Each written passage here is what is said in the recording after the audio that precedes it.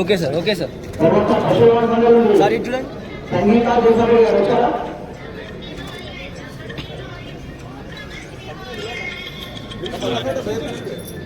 వాళ్ళు 26 మంది గెలిచిండు. కప్పుకోని వాళ్ళు మన పేరు చెప్పుకొని గెలవంగానే కప్పుకుంటా అని ఇంకిద్దరు గెలిచిండు. 28 30 మంది గెలిచినాం. ఎండ్లో కూడా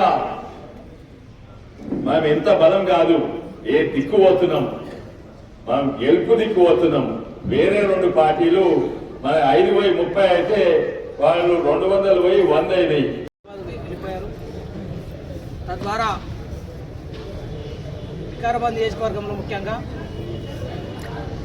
గతంలో నేను బీఆర్ఎస్ పార్టీలో ఉన్నప్పుడు దారు మండలం నేను ఉద్యమ సమయంలో 25కు 17 గెలిచిండే.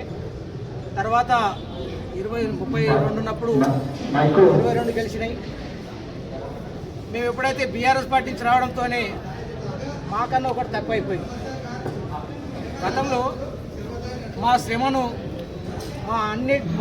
మా వనరులను దోపిడీ చేసి నువ్వు నీ అకౌంట్లో వేసుకొని మమ్మల్ని అందరినీ బయటికి వెళ్ళిపోయేటట్టుగా చేసినటువంటి గతంలో ఇప్పుడున్నటువంటి బీఆర్ఎస్ పార్టీ జిల్లా అధ్యక్షుడు ఆయన గ్రామంలో గుండు సున్నా.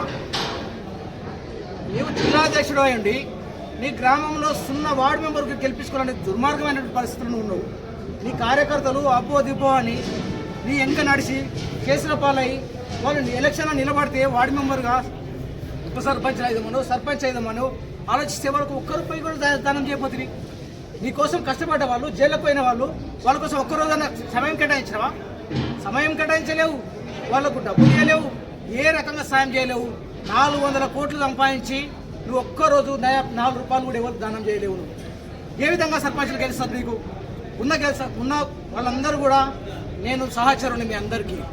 బీఆర్ఎస్ పార్టీలో నేను ఉన్నప్పుడు మీ అందరు నాకు సహచరులు. మీ పైన నాకు ఎలాంటి అది లేదు. మీరు ఎప్పుడు వచ్చినా బీజేపీ పార్టీ వెల్కమ్ చెప్తుంది. మీకోసం మీరు ఆ పార్టీలో ఉన్నా సరే మీకోసం నేను మంచికోరే వ్యక్తిని. కానీ జిల్లా అధ్యక్షుడు అనేటోడు ఆ పార్టీకి కలంకం. అక్కడ ఉన్నటువంటి కేటీఆర్ కూడా గమనించాలి. పోయి ఈడ ప్రెస్ మీట్ పెడితే ప్రెస్ మీట్ ఖర్చు అవుతుంది అంటే చెప్పి కూడా నువ్వు తెలంగాణ భవన్లో ప్రెస్ మీట్ పెడుతున్నావు. ఏం చెప్తున్నావు నువ్వు? నీ సొంత ఊళ్ళో ఏమన్నా ఇచ్చినాయా నీకు? నువ్వు చెప్తున్నావు కదా మొన్న వాడ ఇట్లా చేసిండు, అక్రమాలు చేసిండు, ఇది చేసిరని అన్నావు కదా. మరి నువ్వు అప్పుడే నువ్వు చేసినప్పుడు ఏ నాయకుడు ఉంటే వాళ్ళు కేసు కట్టిండు కదా. సోషల్ మీడియాలో ఒక్క పోస్ట్ వ్యతిరేకంగా పెడితే నర్సాపూర్ నుంచి ఉండబోయి పోలీస్ స్టేషన్లో కూర్చొని పెట్టిండు కదా. నువ్వు ఊళ్ళకు మీతో నిన్న కార్యక్రమాలకు వచ్చి ఎంతమందిని నువ్వు జైల్లో లేపించినావు, ఎంతమందిని నువ్వు పోలీస్ స్టేషన్ లోపల లేపించినావు. సిఐలకు ఎస్పీలకు ఫోన్ చేసి తన్నాణ్యం కదా, అదే పార్టీలో ఉండి తన్నాణ్యం కదా. ఈ రోజు చూస్తే నువ్వు 3వ ప్లేస్కి పోయినావు. ఈ రోజు వికారాబాద్ నియోజకవర్గంలో బీజేపీ పార్టీ 2వ స్థానానికి వచ్చింది. రాబోయే ఎమ్మెల్యే ఎలక్షన్లో ఖచ్చితంగా వికారాబాద్ నియోజకవర్గం నుంచి బీజేపీ ఎమ్మెల్యేగా అవుతా. నీ టీఆర్ఎస్ జిల్లా అధ్యక్షునిగా నువ్వు కూడా నిరూపించుకో. నీకు కనీసం డిపాజిట్ వచ్చే పరిస్థితి కూడా ఉండదు రాబోయే ఎలక్షన్లో. కేసీఆర్ కేటీఆర్ మీరు కూడా రాసుకోండి. ఇట్లాంటి దుర్మార్గులను మీరు మేపుతున్నందుకు మీ పార్టీకి ఉద్యమకారుల ఉసురు కలిగింది. మీ పార్టీకి ఎవరైతే కష్టపడ్డాడో వాళ్ళ ఉసురు కలిగి మీరు కథమైపోయినారు. గతంలో సర్పంచ్లను గెలిపించిన వాళ్ళని ఆత్మహత్యలకు పుసుగొల్పిరుగా మీరు. ఒక్క సర్పంచ్లను ఆ రోజు పలకరించగా నిధులు ఇవ్వలేదు, నీళ్లు ఇవ్వలేదు అని దుర్మార్గంతో ఏ రకంగా అయితే ఆంధ్ర మీద మీరు కొట్లాడినరు. ఈ రోజు అదే సర్పంచ్లకు నిధులు ఇవ్వలేదు, అదే సర్పంచ్లకు నీళ్లు తెలియనటువంటి బిల్లులు ఇవ్వలేదు. బిల్లులు ఇవ్వకుండా ఆ రకంగా హింసించినటువంటి బీఆర్ఎస్ పార్టీకి అసలు సర్పంచ్ల గురించి ఓట్లు అడిగాకు నైతిక హక్కు లేదు.